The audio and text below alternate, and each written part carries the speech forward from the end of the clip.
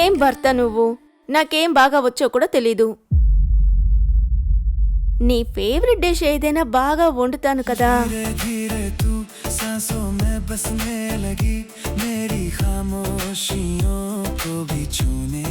గౌరవ్,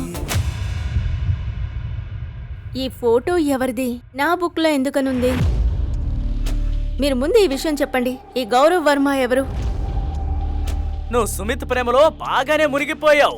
గౌరవ్ వర్మ ఎవరో కూడా తెలుసుకోలేకపోతున్నావు. ఇవన్నీ నీ మెడిసిన్ వల్ల జరుగుతున్నట్టున్నాయి. ఇకపై ఈ అబద్ధాన్ని నువ్వు మాత్రమే కాదు, నేను మెయింటైన్ చేస్తాను.